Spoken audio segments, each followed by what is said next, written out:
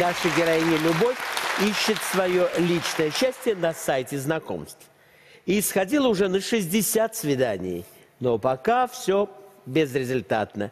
Потому что она и мало кто из нас знает, как же правильно заявить о себе в сети, чтобы встречи были удачными. И сегодня мы разберемся в этой непростой, но очень интересной теме с нашим экспертом, психологом Анеттой Орловой.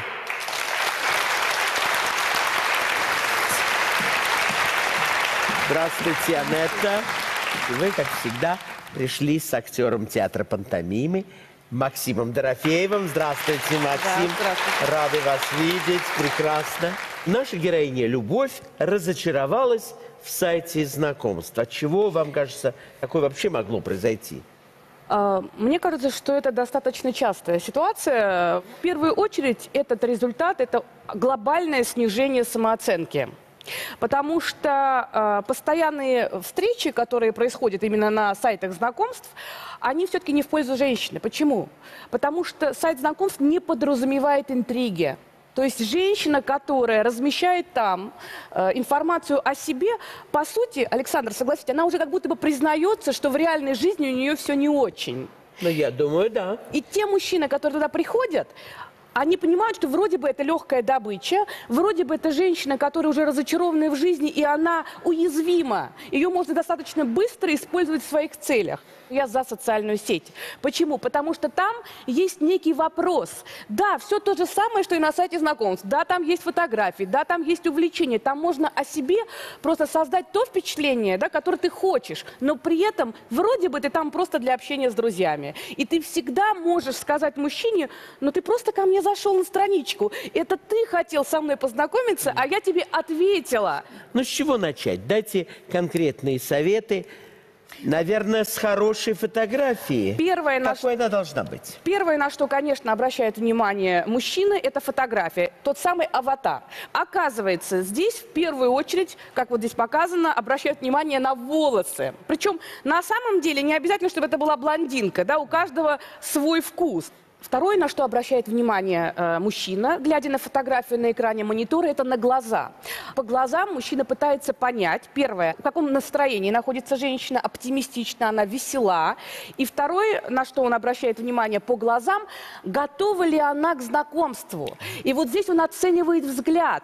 Взгляд может быть холодный, может быть отстраненный, взгляд может быть такой сухой, жесткий, может быть мягкий, обволакивающий, восторженный. Вот прежде чем фотографироваться на аватар, я всегда рекомендую девушкам потренироваться перед зеркалом. Взгляд должен быть радостный и манящий.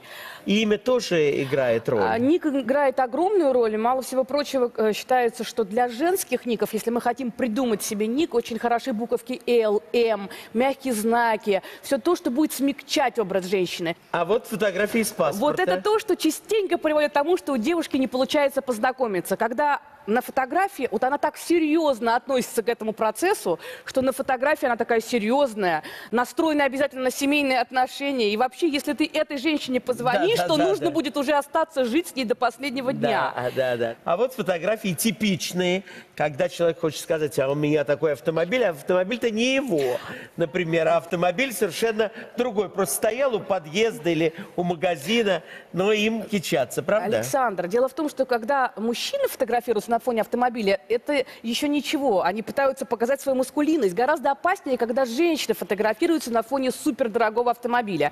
Верный способ либо отпугнуть нормального мужчину. Конечно, он подумает, что она очень дорого стоит. Либо привлечь кого? Альфонса или мошенника-авантюриста, конечно. Который захочет этот автомобиль отторгнуть и подумать, что у нее столько денег, что она как раз ему его и подарит. О чем еще следует подумать? Мне кажется, что очень важный момент, когда мужчина все-таки ищет себе женщину и планирует какие-то серьезные отношения, это дать ему понять, что у него будут определенные выгоды. А что есть выгоды для мужчины? Конечно, забота о нем. И вот здесь прекрасный вариант – это фотоальбомы. Прекрасно. То есть, когда женщина говорит, что она умеет готовить, что ее дом уютный. Причем вот такую фотографию можно подписать, чем я балую своих близких. Как она умеет заботиться о цветах, о животных, правда? Вот здесь Вот прекрасная фотография, которая демонстрирует, что я забочусь о своем теле. Это может быть балет, это может быть гимнастика, это может быть Йога. спорт, йога, все что угодно. Но акцент на тело. То есть я принимаю свое тело, я о нем забочусь. Потому что мужчины, конечно, обращают на это внимание. То есть я стройная, я Да, подтянутая. да. Это важно. Ну и, конечно, важно... Я много читаю Оскара Уайльда. Да, и я, знаете, хочу о чем сказать, что очень важный момент – это возраст. Как говорил Оскар Уайльд, если женщина не скрывает свой возраст, то ей никак нельзя доверять, потому Да, что она правда. может рассказать кому угодно и что угодно. Это правда. Поэтому я всегда рекомендую Да, не надо девушкам сразу да, признаваться. какой-то знак вопроса, может быть, оставить. Я тоже это всегда советую моим ученицам. Не надо на первом свидании сказать: у меня все просто. Мне 45 лет, 3 детей, Развод? 2 развода, и я временно безработная. Никаких Не шансов стоит, не познакомиться. стоит. Да, совершенно точно. Какие статусы вы рекомендуете? Я, конечно, рекомендую статусы, Позитивные. которые говорят о хорошем расположении духа, о любви к людям, о том, что у вас все хорошо, что вы разносторонний человек и всем интересуетесь. Все, что дает другому некий такой эмоциональный подарок. Всё Смотри на жизнь со знаком веселей, плюс. например. Да. Действительно, это всегда очень симпатично. Я напомню, что сегодня с нами был актер театра «Пантомим» Максим Дорофеев, а также психолог Анетта Орлова. Как сделать знакомства в сети максимально успешными, вы можете узнать на нашем сайте modный.tv.